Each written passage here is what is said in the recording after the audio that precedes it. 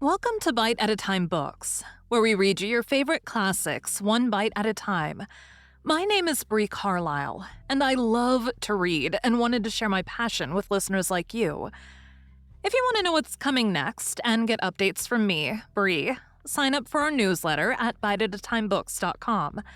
Be sure to follow the show on your favorite podcast platform so you get all the new episodes. Or you can follow the show on YouTube, where we have playlists for all the stories. We're part of the Bite at a Time Books Productions Network. If you'd also like to hear what inspired your favorite classic author to write their novels, and what was going on in the world at the time, check out the Bite at a Time Books Behind the Story podcast, Tuesdays, wherever you listen to podcasts. Today we'll be continuing The Scarlet Letter by Nathaniel Hawthorne. Chapter 2, Part 2. A lane was forthwith opened through the crowd of spectators, preceded by the beadle and attended by an irregular procession of stern-browed men and unkindly-visaged women. Hester Prynne set forth towards the place and pointed for her punishment. A crowd of eager and curious schoolboys, understanding little of the matter in hand, except that it gave them a half-holiday, ran before her progress, turning their heads continually to stare into her face, and at the winking baby in her arms, and at the ignominious letter on her breast. It was no great distance in those days from the prison door to the marketplace. Measured by the prisoner's experience, however, it might be reckoned a journey of some length, for haughty as her demeanor was, she perchance underwent an agony from every footstep of those that thronged to see her, as if her heart had been flung into the street for them all to spurn and trample upon. In our nature, however, there is a provision, alike marvelous and merciful, that the sufferer should never know the intensity of what he endures by his present torture, but chiefly by the pang that rankles after it. With almost a serene deportment, therefore, Hester Prynne passed through this portion of her ordeal and came to a sort of scaffold at the western extremity of the marketplace. It stood nearly beneath the eaves of Boston's earliest church, and appeared to be a fixture there. In fact, this scaffold constituted a portion of a penal machine, which now, for 2 or 3 generations past, has been merely historical and traditionary among us, but was held, in the old time, to be as effectual an agent in the promotion of good citizenship as ever was the guillotine among the terrorists of France. It was, in short, the platform of the pillory, and above it rose the framework of that instrument of discipline, so fashioned as to confine the human head in its tight grasp, and thus hold it up to the public gaze. The very ideal of ignominy was embodied and made manifest in this contrivance of wood and iron. There can be no outrage, methinks, against our common nature, whatever be the delinquencies of the individual, no outrage more flagrant than to forbid the culprit to hide his face for shame, as it was the essence of this punishment to do.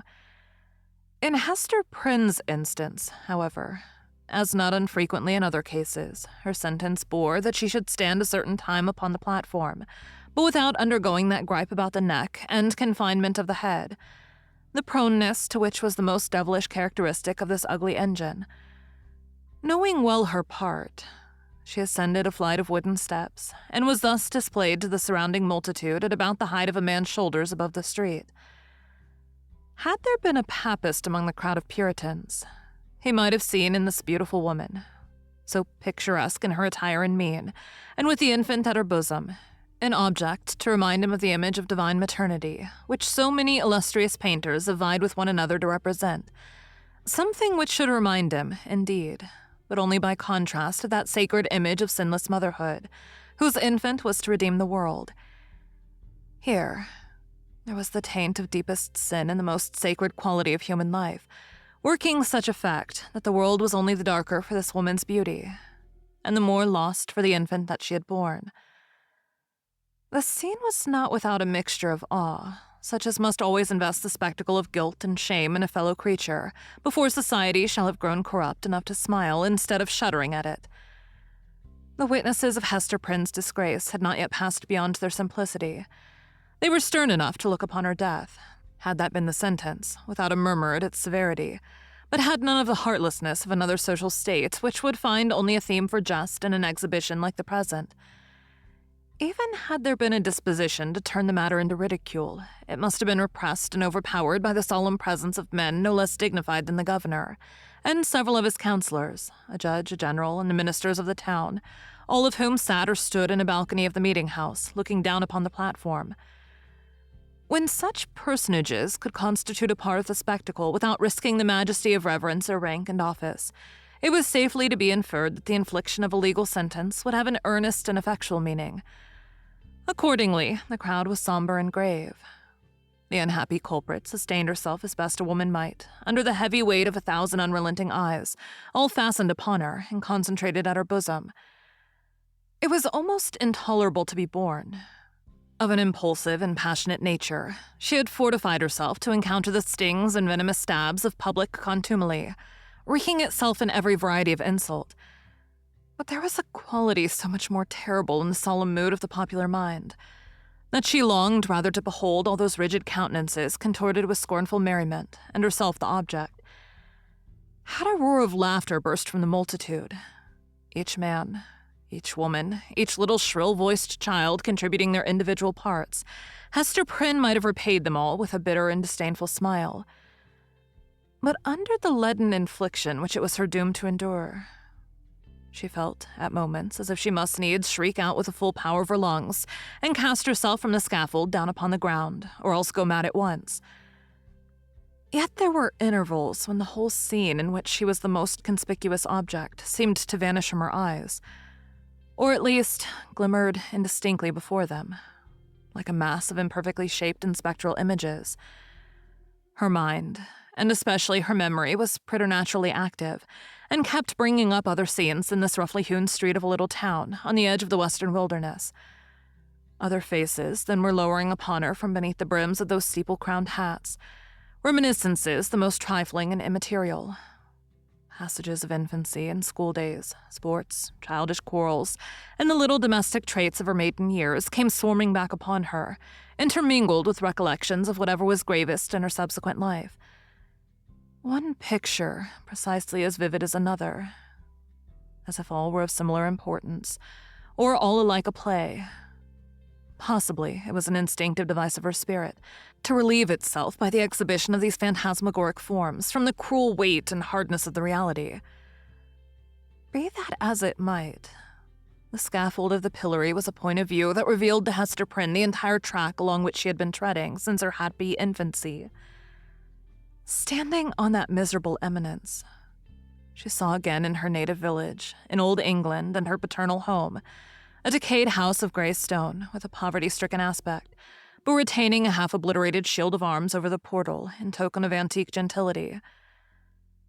She saw her father's face with its bald brow and reverend white beard that flowed over the old-fashioned Elizabethan ruff.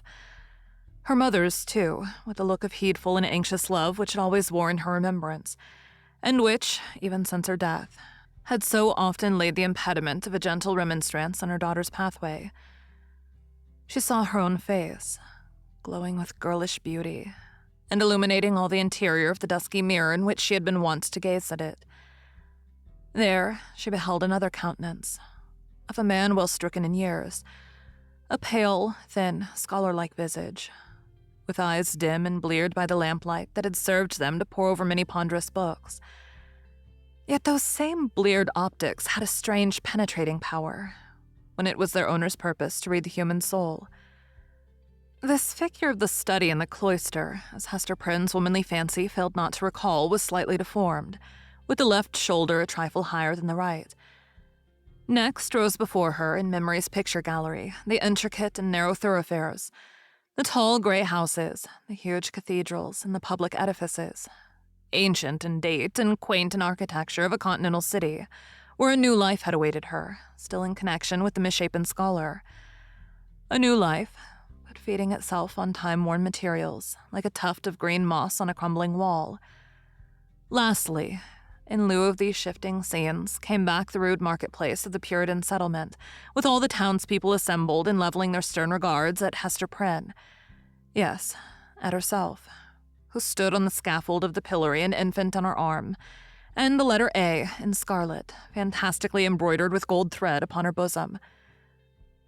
Could it be true?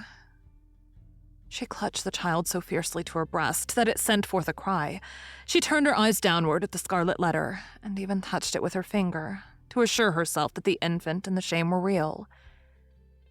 Yes, these were her realities. All else had vanished. Thank you for joining Bite at a Time Books today, while we read a bite of one of your favorite classics. Again, my name is Bree Carlile, and I hope you come back tomorrow for the next bite of the Scarlet Letter. Don't forget to sign up for our newsletter at biteatatimebooks.com. You can check out the show notes or our website, biteatatimebooks.com, for the rest of the links for our show. We'd love to hear from you on social media at Bite at a Time Books.